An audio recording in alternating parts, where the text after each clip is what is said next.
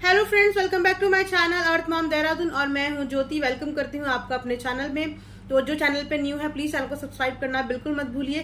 साथ ही bell icon hit कीजिए ताकि मेरे आने वाली हर न्यू वीडियो और न्यू अपडेट्स का नोटिफिकेशन आपको सबसे पहले मिल जाए।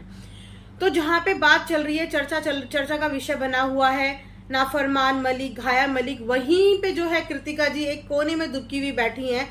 उसका कहीं पे नाम नहीं आ रहा है, उसका कहीं पे कोई जिक्र नहीं कर रहा है, उसके बारे में कहीं कोई बोल नहीं रहा है। तो ऐसा नहीं है कि वो बिल्कुल दूध की धुली हुई है या सती सावित्री है। उसका नाम इसीलिए सामने नहीं आ रहा है क्योंकि अभी जो पूरी लाइमलाइट है और जिनका फोकस है वो नाफरमान मलिक और नाफरमान मलिक के काले चिट्ठों में है।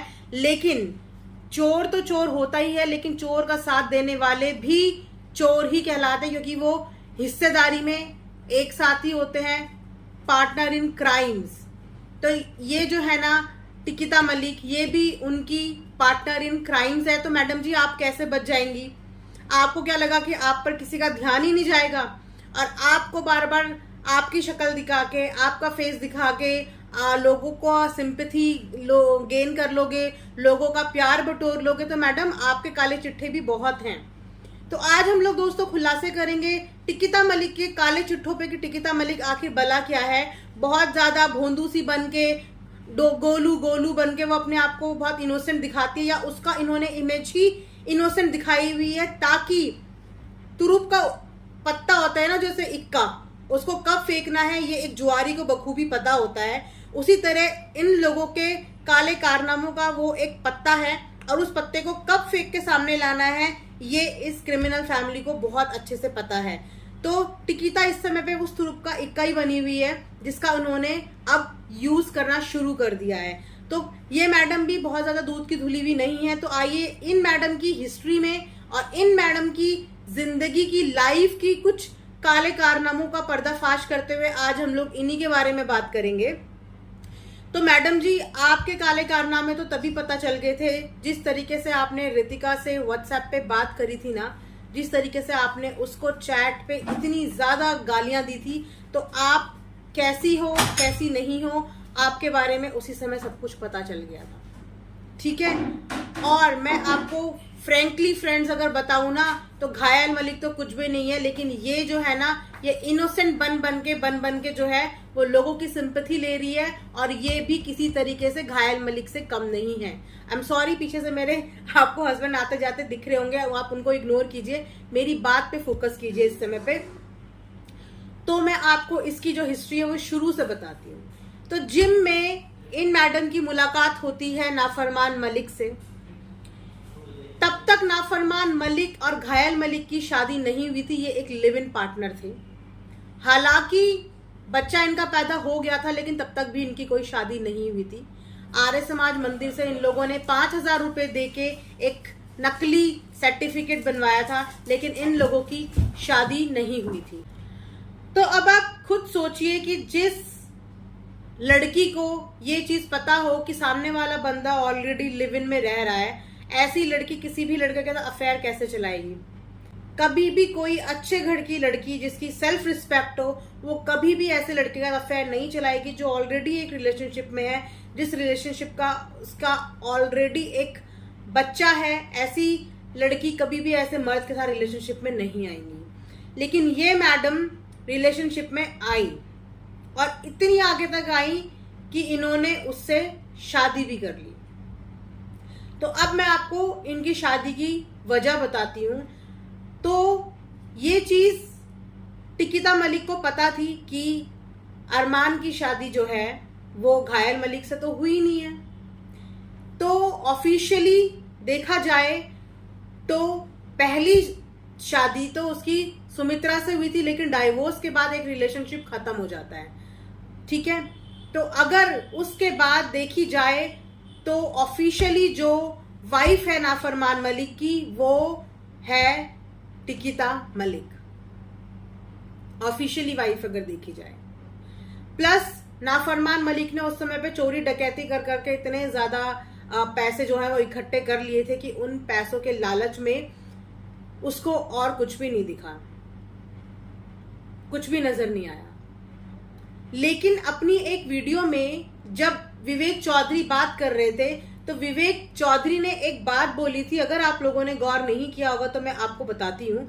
उसने एक बात बोली थी कि अपनी तो शादियां बता दी हैं, 2-2 3-3, अपनी वाली की शादी का भी तो बताओ। तो अपनी वाली की शादी से उसका क्या मतलब था? क्या इस टिकिता मलिक की भी ये दूसरी शादी है? क्या इसकी भी शादी पहले कहीं और हो रखी थी और उसके बाद इसकी शादी हुई है? क्योंकि मानने को मैं तैयार ही नहीं हूं कि कोई भी लड़की जो अनमैरिड हो वो किसी भी ऐसे बंदे से शादी कर लेगी जिस पे ऑलरेडी इतने केसेस चल रहे हैं और जो ऑलरेडी किसी के साथ लिव इन में रह रहा है, जिससे उसका एक बच्चा भी है।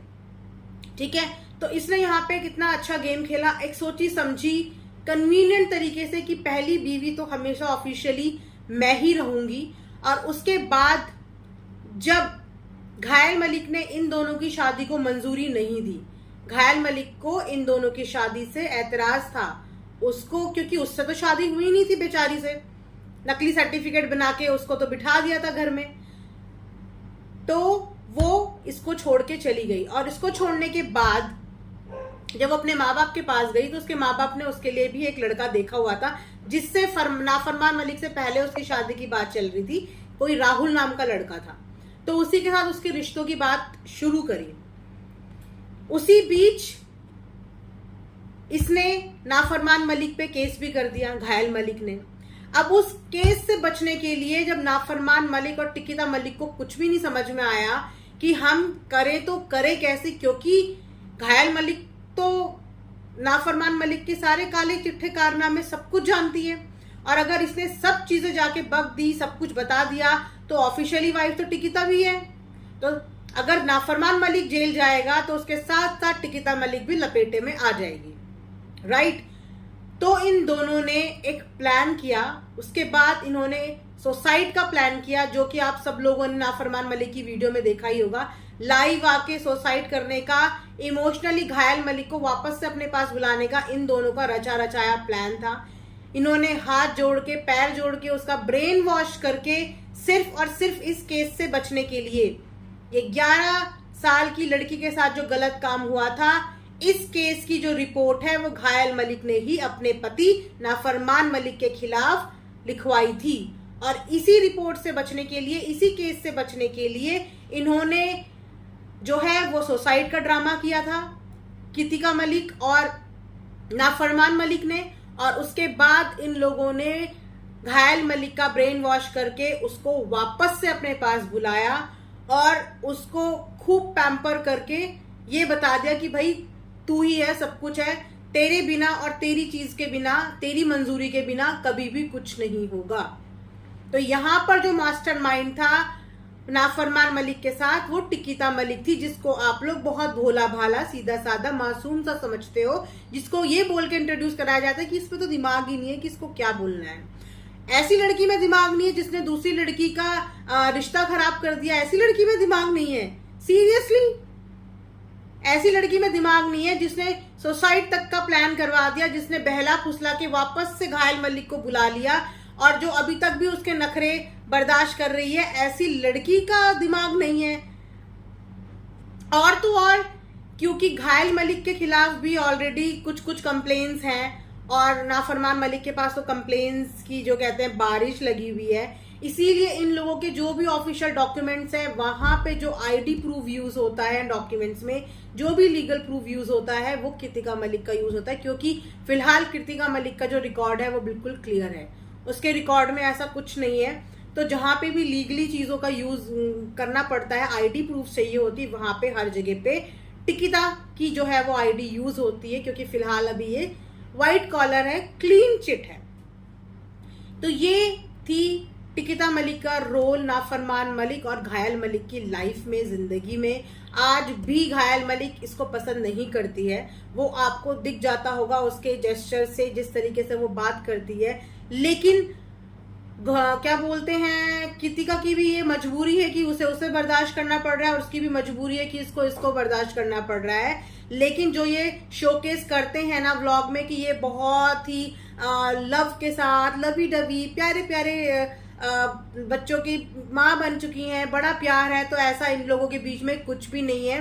अगर इन लोगों को छोड़ दिया जाए ना और इन लोगों को जो इन पे इल्जाम लगे, इनसे आजाद कर दिया तो दोनों एक दूसरे के बाल नोचती हुई नजर आएंगी। ये दोनों एक दूसरे से इतना ज्यादा चिढ़ती हैं, लेकिन दोनों की अपनी अपनी जगह पे मजबूरियां हैं, जिस मजबूरी के तहत जो है दोनों एक दूसरे को टॉलरेट कर रही हैं, बर्दाश्त कर रही हैं। तो इसीलिए जो लोगों को ये गलत फहमी है कि टिकिता जो है वो बहुत ही इनोसेंट है, तो प्लीज वो कोई इनोसेंट नहीं है। जो लड़की एक दूसरी औरत को, एक दूसरी माँ को, माँ बहन की गालियां दे सकती है, उसके बच्चे को नाजायज बोल सकती है, उसके कैरेक्टर पे फिंगर आउट कर सकती है, इतनी एब्यूजिव वे में बात कर सकती है, जो लड़की अपनी बॉडी का इतना ज्यादा एक्सपोज कर सकती है, अलाउ कर सकती है, तो वो लड़की इनोसेंट नहीं है। समझ गए? तो इस वीडियो से रिलेटेड भी अगर आपके दिमाग में कोई क्वेश्चन है या आपको कहीं पे मेरी किसी बात को लेके आपकी कुछ राय है तो कमेंट बॉक्स में बताइएगा, और आपकी जो भी बातें होंगी मैं उनका जवाब देने की पूरी कोशिश करूंगी। तो ये थी टिकिता मलिक की कहानी, और नेक्स्ट वीडियो में हम कुछ और बात करेंगे, कुछ और खुलासों के साथ आएंगे। तो स्टे ट्यून्ड, मिलते हैं नई वीडियो का। तब तक अपना ध्यान रखिए, दुआओं में याद रखिए। Bye, take care.